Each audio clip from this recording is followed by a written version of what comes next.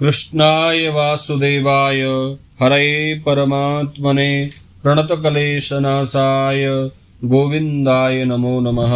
नमस्कार प्रिय बंधुओं, आप सभी का हमारे YouTube चैनल में बहुत बहुत स्वागत है। आज के इस वीडियो में आप श्रवण करेंगे आषाढ़ मास के कृष्ण पक्ष की योगिनी एकादशी व्रत की कथा। चैनल पर नए हैं, चैनल को सब्सक्राइब कर लें, वीडियो को लाइक करके कमेंट में जय श्री कृष्णा जरूर लिख दें। एक बार प्रेम से कहिए, बोलिए श्री विष्णु भगवान की जय, एकादशी माता की जय। युधिष्ठिर ने वासुदेव भगवान श्री कृष्ण से पूछा, हे प्रभु, आषाढ़ महीने के कृष्ण पक्ष की एकादशी का क्या नाम है? इसका महत्म्य क्या है? इसका व्रत कैसे किया जाता है? कृपया बताकर मेरी जिज्ञासा को शांत करें।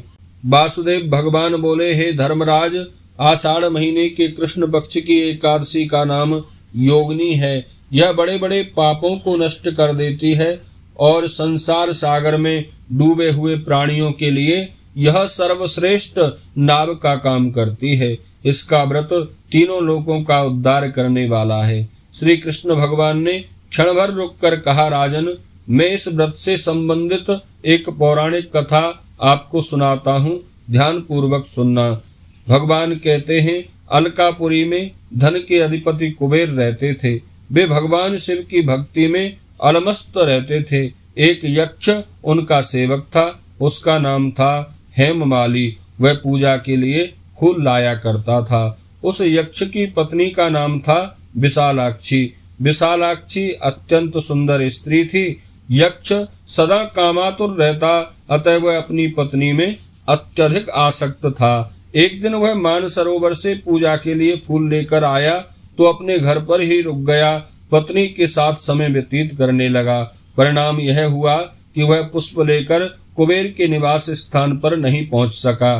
कुबेर शिव मंदिर में बैठकर भगवान शिव के पूजन में लगे हुए थे और पुष्पों के आने की प्रतीक्षा कर रहे थे।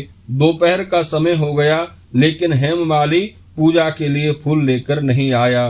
प्रतीक्षा का अंत हो गया और पूजा का समय निकल गया तो कुबेर को क्रोध आ गया। उन्होंने सेवकों से कहा, पता लगाओ हेममाली क्यों नहीं आया। सेवकों ने बता दिया, महाराज, वह तो अपने घर पर अपनी पत्नी के साथ है। सेवकों की बात सुनकर कुबेर के क्रोध की अग्नि पर घी पड़ गया। उन्होंने उसे बुलाने के लिए सेवक भेजे। अब हेममाली को ध्यान आया कि उससे तो बहुत बड़ा अनर्थ हो गया है। अतः वह भयभीत हो गया और आकर कुबेर के सामने खड़ा हो गया।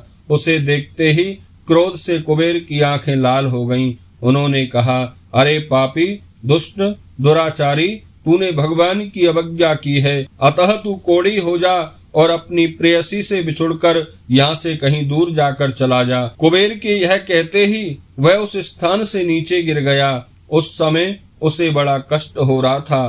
कोढ़ से सारे शरीर में पीड़ा हो रही थी, पर वह भी शिव भक्त था, अतः उसकी स्मृति भंग नहीं हुई। पाप से पीड़ित होने पर भी उसे पूर्व जन्म की बात याद आ रही थी। इधर उधर घूमता हुआ वह मेरू पर्वत की चोटी पर चढ़ गया। वहां उसे मार्कंडे मुनि के दर्शन हुए। मार्कंडे मुनि बड़े तपस्वी थे। पापी यक्ष ने दूर से ही मुनि के चरणों में प्रणाम किया। मुनि ने उसे भय से कांपता हुआ देखा तो परोपकार की इच्छा से अपने पास बुला लिया। वह निकट आया तो वह बोले, तुझे यह कोढ़ का रोग कैसे लग गया?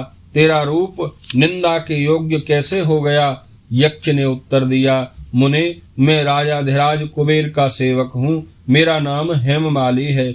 मैं प्रतिदिन पूजा के लिए मानसरोवर से उनके लिए फूल लेकर आया करता था। एक दिन अपनी स्त्री पर मोहित होकर सहवास सुख में फंस गया। अतः मुझे यह ज्ञान नहीं रहा कि मुझे महाराज की पूजा के लिए फूल पहुँचाने हैं। अतः उन्होंने क्रोध में आकर मुझे श्राप दे दिया, जिससे मैं कोढ़ी होकर अपनी प्रेयसी पत्नी से बिछुड़ गया हूँ। हे मुनिवर, मैंने अपने किसी शुभ कर्म के प्रभाव से आपके दर्शन किए हैं। संत महात्मा बड़े परोपकारी होते हैं, अतः मुझ अधम पापी को उपदेश देकर कृतार्थ कीजिए कि मुझे क्या करना चाहिए। मार्कंडे जी ने दया से द्रवित होकर कहा, तुमने मुझे सब कुछ सच सच बता दिया है, झूठ बोलकर अपना अपराध छिपाने का प्रयत्न नहीं किया है। अतः मैं तुम्हें एक ऐसा व्रत बताता हूँ जिससे तुम्हारा कल्याण हो जाएगा। तुम आषाढ़ महीने के कृष्ण पक्ष की एकादशी का व्रत करो, जिसे योगिनी एकादशी कहते हैं। इस व्रत के पुण्य के प्रभाव से तुम निश्चय ही इस कोढ़ से छुटकारा पालोगे। ऋषि के इन वचनों को सुनकर हेममाली ने उनके चरणों में दंडवत प्रणाम किया। मुनि ने उसे उठाया तो उसे बड़ी प्रसन्नता हुई। मुनि के उपदेश के अनुसार उसने योगिनी एकादशी का व्रत किया। इस व्रत के पुण्य के प्रभाव से उसके शरीर का कोढ़ मिट गया। अब वह पूरी तरह स्वस्थ हो गया और सुखी भी। श्री कृष्ण भगवान युधिष्ठिर से कहते हैं, हे नृपश्रेष्ठ, योगिनी एकादशी का व्रत बड़ा ही प्रभावशाली है। इसे करने से वैसा ही फल प्राप्त होता है जैसा 88,000 ब्राह्मणों को भोजन कराने से होता है। यह एकादशी बड़े बड़े पापों का अंत करके बड़ा पुण्य फल प्रदान करती है। इसके करने से और इसकी कथा को पढ़ने अथवा सुनने से मनुष्य सब पापों से मुक्त हो जाता है। योगिनी एकादशी के व्रत में विष्णु भगवान की पूजा करें और आहार में मिश्री का सेवन करें। बोलिए विष्णु भगवान की जय।